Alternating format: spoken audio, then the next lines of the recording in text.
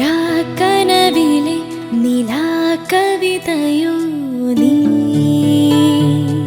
ഈ പകലിലെ പോക്കുവെയിലോ നീ പിടഞ്ഞുണരും കനൽ മിഴിയോ പതഞ്ഞുയരും കടൽ തിരയോ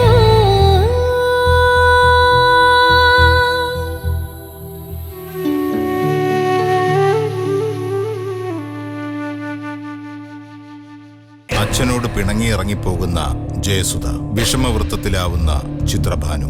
സുദീപിന്റെ വീട്ടിൽ കല്യാണപ്പന്തൽ ഉയരുന്നു. അവിടേക്ക് വരുന്ന അരുൺ തോമസ്. ഈ സമയത്തും എങ്ങനെ പിടിച്ചു നിൽക്കാൻ കഴിയുന്നുവെന്ന് അരുൺ തോമസ് ശ്രുതിയോട് ചോദിക്കുന്നു. സിറിൽ ഈ കല്യാണം മുടക്കുമോ എന്ന ആശങ്ക അരുൺ തോമസിനെ അറിയിക്കുന്ന ശ്രുതിയെ കാണാൻ അവളുടെ മുറിയിലേക്ക് വരുന്ന പിള്ള.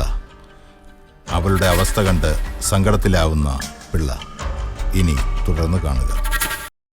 പക്ഷെ ഒരിക്കലും പറയരുത് അവനിങ്ങനെ ഒരു അമ്മയുണ്ടെന്നും ആ അമ്മ എവിടെയോ ജീവിച്ചിരിപ്പുണ്ടെന്നും.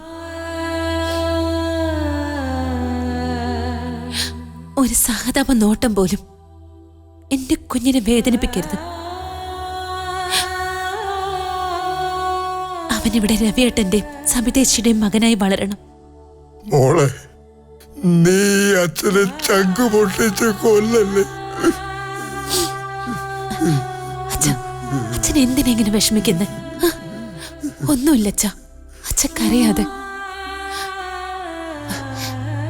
എനിക്ക് ഉടനെ ഹോസ്പിറ്റലിൽ അഡ്മിറ്റ് ആവണം. അതിനുള്ള ഏർപ്പാടൊക്കെ രവിയേട്ടനും സബിതേച്ചയും ചെയ്തിട്ടുണ്ട്. എങ്കിലും മനസ്സിലൊരു സങ്കടം.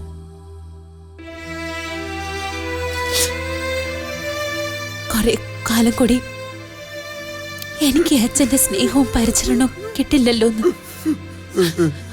അത് മാത്രമേ എന്നെ വേദനിപ്പിക്കുന്നുള്ളൂ.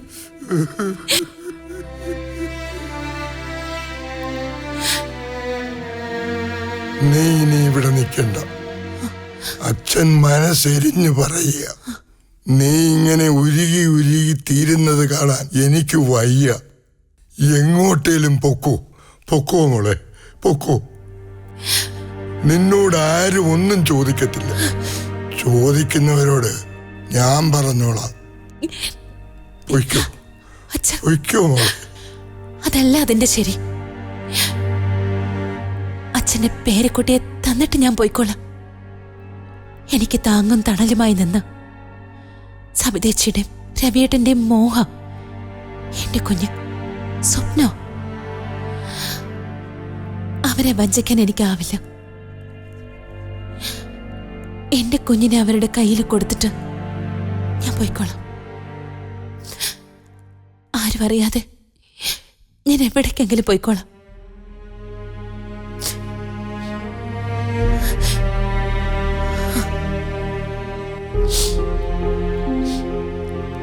അച്ഛൻ പോയി കടന്നു. രാവിലെ നേരത്തെ എണീക്കേണ്ടതല്ലേ?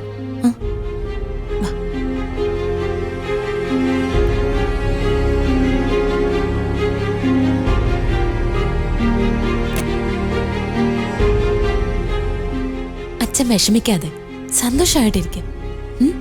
എല്ലാവരും സന്തോഷമായിട്ടിരിക്കേണ്ട സമയമല്ലേ അച്ഛ? സന്തോഷമായിട്ടിരിക്കും.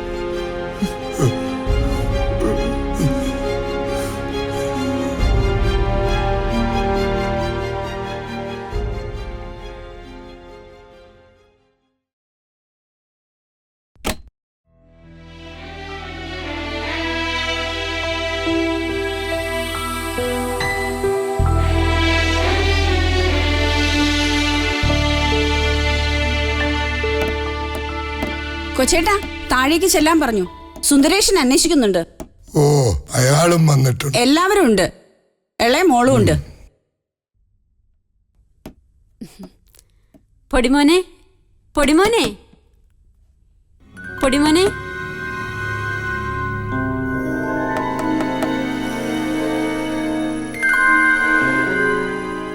സുരഭിയുടെ അനിയത്തിയല്ലേ ശ്രുതി? ആ അതെ.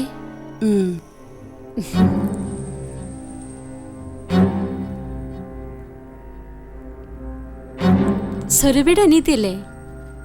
അതെ. ഭർത്താവ് പുറത്തെവിടെയാണല്ലേ? കല്യാണത്തിന് വരുമോ? ലീവ് കിട്ടിയില്ല. അയ്യോ, അത് കഷ്ടമായല്ലോ.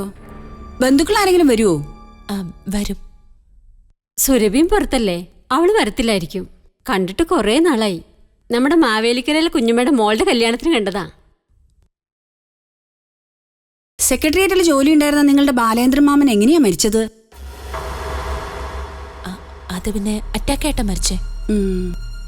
ഇത് 7ാം മാസല്ലേ? നല്ലപോലെ ആരോഗ്യമൊക്കെ നോക്കുന്നുണ്ടല്ലോ അല്ലേ?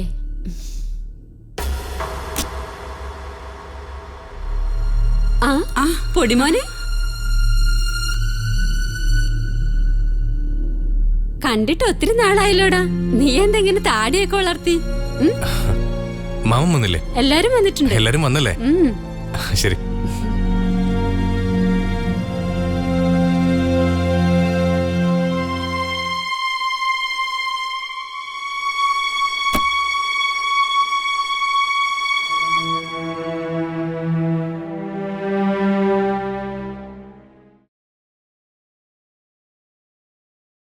സബിയേച്ചി, സബിതേച്ചി.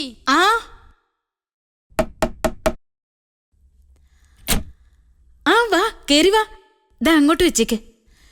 പിള്ളേരൊക്കെ കിടന്നായിരുന്നോ? എല്ലാരും ഉറങ്ങി. ആണോ? എന്നാ നീയും പോയി കിടന്നോ. രാവിലെ എഴുന്നേക്കണ്ടല്ലേ? ചെല്ലേ.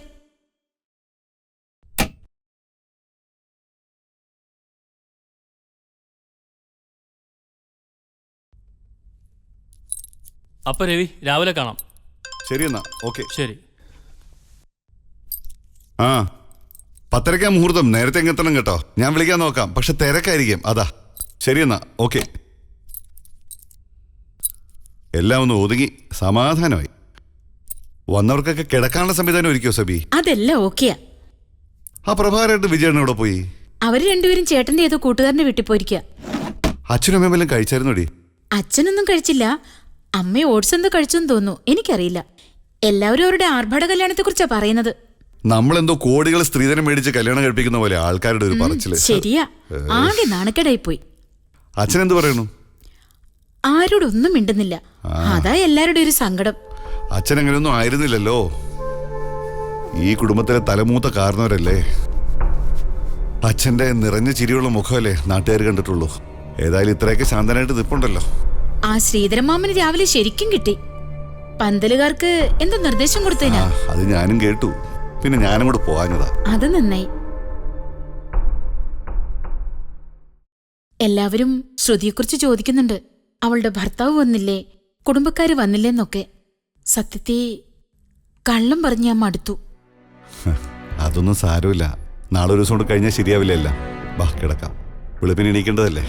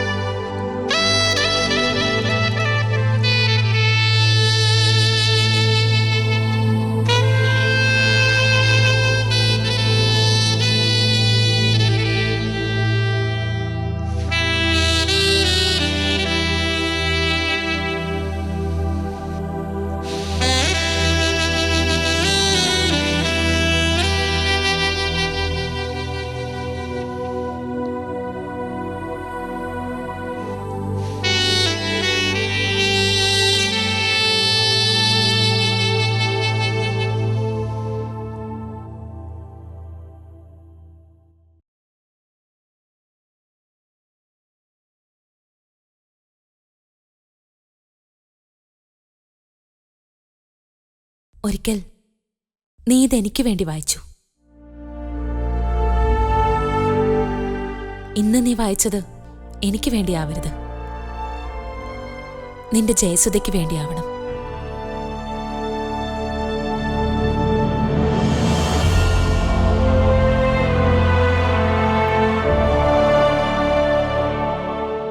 അതെ, ഞാനിപ്പോ നിങ്ങളുടെ ജീവിതം സ്വപ്നം കണ്ടു നോക്കി. എന്ത് മനോഹരാന്നറിയോ? നീയും ജയസുധയും കുഞ്ഞു മക്കളും. എന്ത് നല്ല ജീവിത. Isha please please. മനസ്സ് നൊന്തപ്പോ ഇതെടുത്തൊന്ന് വായിക്കണമെന്ന് തോന്നി. നോക്ക് സുധി, നാളെ നിന്റെ കല്യാണ. ആദ്യം സെന്റിമെന്റ്സ് ഒന്ന് വിട്. സാക്സ് വായിച്ചതും ബാക്കിന്റെ പുറകെ കയറിയതും അതൊക്കെ വിട്.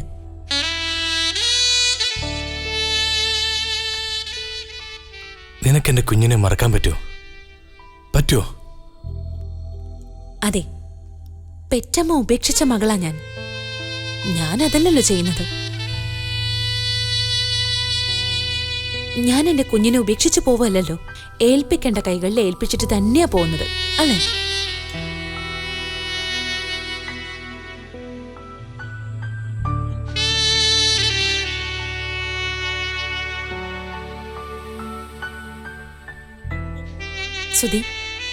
സുദീപ്, നീ ഒന്ന് ചിന്തിച്ചു നോക്ക്. എന്നെ മറന്ന് നീ ഒന്ന് ജപ്പാനിൽ പോയപ്പോ എന്റെ വയറ്റ് വളർന്ന് നിന്റെ ജീവനെ കൊല്ലണം ഞാൻ നോക്കിയത്. ദൈവകാരുണ്യം കൊണ്ട് ഞാനിവിടെ എത്തി. അത് നിന്റെ കുഞ്ഞിന്റെ ഭാഗ്യം.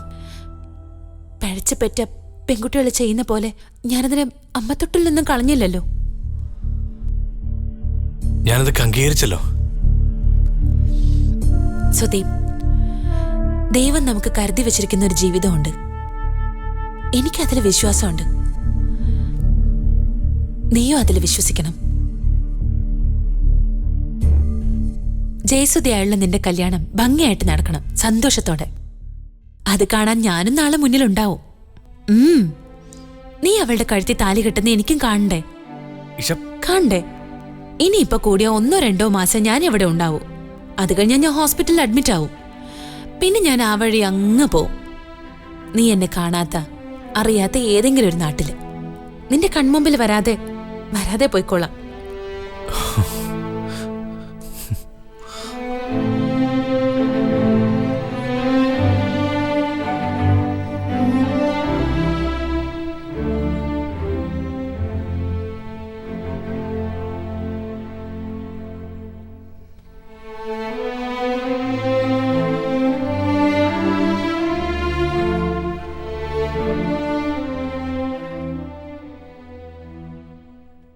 കഴിഞ്ഞ കുറേ നാളായി എന്റെ മനസ്സിനെ ഊണിലും ഉറക്കത്തിലും സമാധാനം കെടുത്തിയ ഒരു സമ്മാനമുണ്ട്.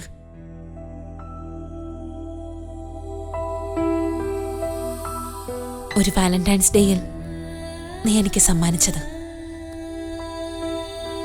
എന്റെ മനസ്സിലെ ആഗ്രഹം ഞാൻ പറയാതെ നീ അറിഞ്ഞു വാങ്ങിത്തന്ന സമ്മാനം. അന്ന് മുതൽ ഞാനതിന്റെ നെഞ്ചിലേറ്റി നടക്കുക.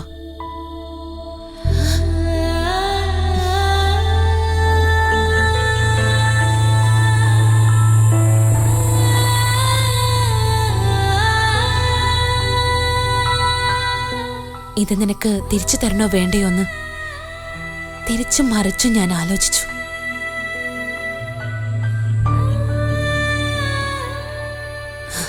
ഇനി എനിക്കിത് വേണ്ട.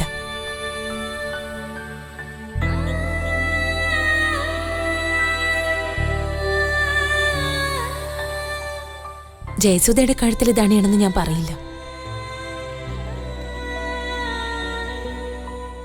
ഇതിന്റെ കണ്ണീരും കിനാവും കൊണ്ട് ഒത്തിരി അശുദ്ധായതാ. വെറും 2 ഗ്രാം സ്വർണ്ണായല്ല ഞാനിതിനെ കാത്തു സൂക്ഷിച്ചത്.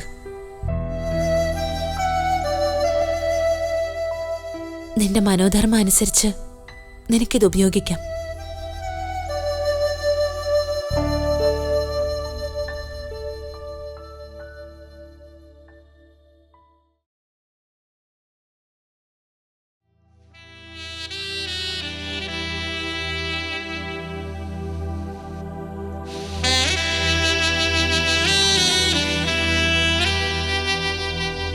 ജീവിതം ഒരിക്കലേ ഉള്ളൂ. അത് നശിപ്പിക്കരുത്. നിന്റെ മാത്രല്ല, അവളുടെ. ഉള്ളം താനേ ഉരുകവേ കണ്ണീർ പെയ്യാ കണിമലരോ ഉള്ളം താനേ ഉരുകവേ കണ്ണീർ പെയ്യാ കണിമലരോ കാറ്റു വീശുമൊരു നാട്ടുവഴിയോരം തോറ്റു വീഴാത്ത മുകിലോ രാക്കനവിലെ നിലാകവിതയോ നീ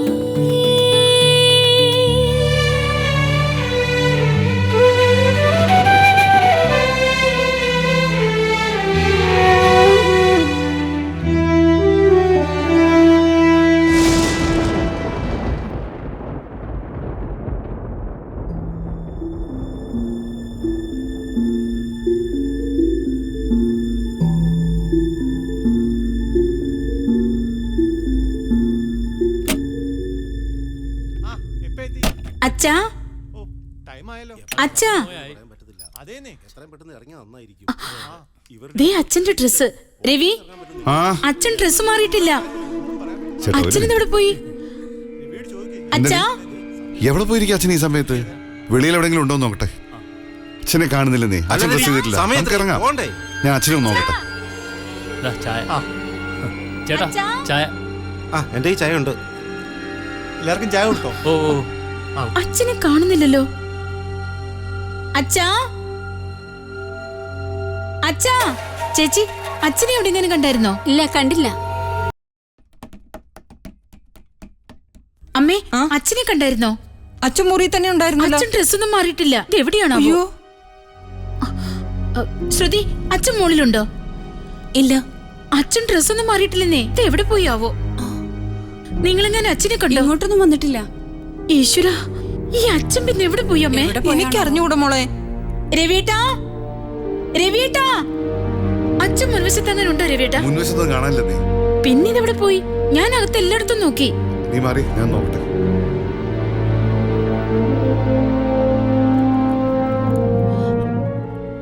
അച്ഛൻ ഇപ്പൊ അങ്ങോട്ട് വന്നായിരുന്നോ? ഇല്ല. എന്തുപറ്റി?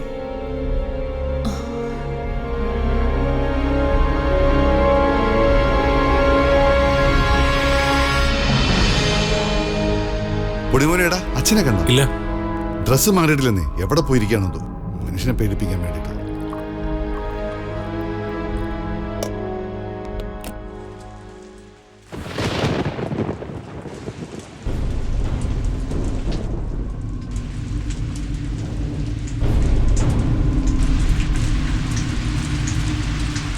അച്ഛാ, അച്ഛൻ എന്റെ അടുക്ക എവിടെ? കല്യാണത്തിന് റെഡി ആവണ്ടേ? അച്ഛാ, എല്ലാരും പോവാൻ ഇറങ്ങി നിൽക്കുക. എഴുന്നേക്ക്, സമയായി. എനിക്ക് ആരുടെ കല്യാണത്തിന് കല്യാണത്തിന് പോകാൻ എല്ലാരും ഒരുങ്ങി ഇറങ്ങി നിൽക്കുക. എനിക്ക് ആരുടെ കല്യാണത്തിന് അച്ഛാ, അച്ഛൻ ഇങ്ങ് വാ. ഞാൻ വരുന്നില്ല. അച്ഛൻ ഇങ്ങ് വന്നേ, ഒരു കാര്യം പറയട്ടെ. വാ. ഞാൻ വരുന്നില്ല. എല്ലാരും ഒരുങ്ങി നിൽക്കുക. ഞാൻ വരികയില്ല. ഞാൻ വരികയില്ല. അച്ഛൻ, ഞാൻ പറയട്ടെ. ഞാൻ ഒരു കല്യാണത്തിന് വരുന്നില്ല. അച്ഛൻ ഇങ്ങ് വാ. വന്നേ. എന്താ ചെയ്യപ്പോ? അച്ഛൻ എന്തായി കാണിക്കുന്നേ? എല്ലാവരും കല്യാണത്തിന് ഇറങ്ങി. അച്ഛൻ വേഗം കുളിച്ച് ഡ്രസ്സ് മാറിയേ. എനിക്ക് കല്യാണം കാണാൻ വയ്യ. ഞാൻ വരുന്നില്ല മോളെ. എന്നാ വേണ്ട, എങ്കിൽ ഞാൻ ഇവിടുന്ന് ഇറങ്ങിപ്പോ. പിന്നെ എന്നെയും എന്റെ വയറ്റിൽ കിടക്കുന്ന കുഞ്ഞിനെ അച്ഛൻ കാണില്ല ഒരിക്കലും. അച്ഛൻ അച്ഛന്റെ ഇഷ്ടം പോലെ ചെയ്തു. മോളെ, എന്നെ ഇങ്ങനെ വിഷമിപ്പിക്കരുത്. ആരെയും വിഷമിപ്പിക്കാനല്ല ഞാൻ പറയുന്നത്. ഇന്നലെ ഞാൻ അച്ഛനോട് എല്ലാം പറഞ്ഞതല്ലേ. എല്ലാം നഷ്ടപ്പെട്ട് പെരുവഴി നിൽക്കുന്ന എനിക്കില്ലാത്ത വേദനയാണോ അച്ഛന്? ഇങ്ങനെയൊക്കെ ചെയ്താ ഇന്നത്തെ ഈ കല്യാണം മുടങ്ങും. വെറുതെ ആൾക്കാരെ കൊണ്ട് പറയിപ്പിക്കാൻ. അച്ഛൻ വേഗം കുളിച്ച് റെഡിയായി. എന്നിട്ട് സുദീപ് മേടിച്ചെന്ന് മുന്നു ഷർട്ടൊക്കെ ഇട്ട് സന്തോഷത്തോടെ നിന്നേ. ഇതെന്റെ വാക്കാ. അച്ഛൻ പറയുന്ന കേക്ക്. വാ വാ. അവൻ വാങ്ങിച്ചു തന്ന ഡ്രസ്സൊന്നും എനിക്ക് വേണ്ട. എന്റെ മോളെ എനിക്ക് വാങ്ങിച്ചു തന്നില്ലയോ? അത് മതി എനിക്ക്. എന്നാൽ അതൊക്കെ അത്. ഈ വീട്ടിൽ നീ കണ്ണുനീരാ വീഴാൻ പോന്നെ. തിമിർത്ത് പെയ്യാൻ പോവുക. നോക്കിക്കോ, ഈ മഴ ഇങ്ങനെ തകർത്തു പെയ്യും. നിങ്ങൾ കരുതിയിരുന്നു നാശമാ വരാൻ അച്ഛൻ ഇങ്ങോട്ട് പോകുന്നു. വന്നേ. നിങ്ങൾ കരുതിയിരുന്നു. നടക്കച്ചാ വാ.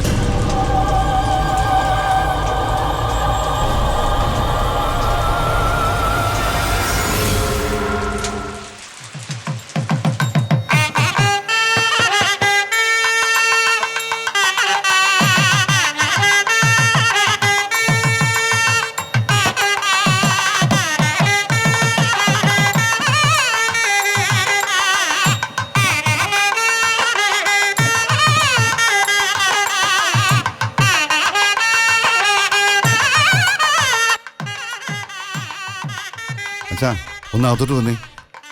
പിള്ളേരെ അനുഗ്രഹം മേടിക്കാൻ വേണ്ടി കാത്തു നിൽക്കാം. ഞാനാരെ അനുഗ്രഹിക്കാൻ ഉദ്ദേശിക്കുന്നില്ല. അതിന് അർഹതയുള്ളവര് വേറെ ഉണ്ടല്ലോ, അവരോട് ഇന്ന് അനുഗ്രഹിക്കാൻ പറ. എന്താ പിള്ളച്ചേട്ടാ, ഒന്ന് ചെല്ല്. നീ വേടാ.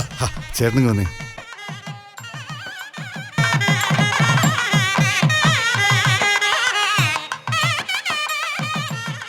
എന്താ മോളെ ഇവിടെ നിൽക്കുന്നേ? അങ്ങോട്ട് സാരില്ല, ഞാനിവിടെ നിന്നോളാം. രവിയുടെ വീട്ടിൽ നിൽക്കുന്നത് ഇയാളല്ലേ? ആ, എത്ര മാസമായി? 7 മാസായി. വേറെ ആരും വന്നില്ല? ഇല്ല. ഭർത്താവ് ചേച്ചി പുറത്തെവിടെയാണല്ലേ? എന്താ ഇവിടെ നിൽക്കുന്നേ? അങ്ങോട്ട് ചെല്ലേ. ചെല്ലേച്ചി. ശ്രുതി, നീ ഇവിടെ നിന്നാൽ എങ്ങനെയാ? നീ വേണ്ട എല്ലാം നോക്കി കണ്ട് ചെയ്യാൻ. ഞാൻ സുദീപിനെ വിളിച്ചോണ്ട് ഇപ്പൊ വരാം. എന്താ രവി ഇത്? അച്ഛന് സുഖമില്ലാത്തവരെ അറിയാവുന്നല്ലേ? ഇതിപ്പോ മുഴുവൻ നാണക്കെടായില്ലേ? അച്ഛനിപ്പോ പറയത്തക്ക പ്രശ്നങ്ങളൊന്നുമില്ലെന്നേ. കുഴപ്പമില്ല. അച്ഛാ ഒന്ന് വന്നേ, അകത്തേക്ക് വന്നേ. എന്തിനാണ്? എന്തിനാ?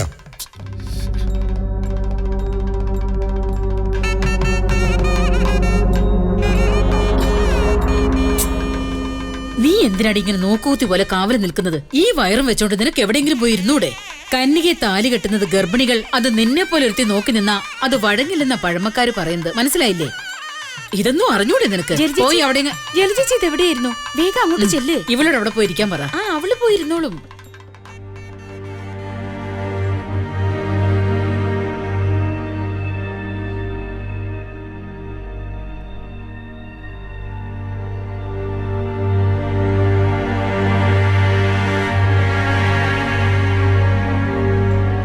ശ്രുതി,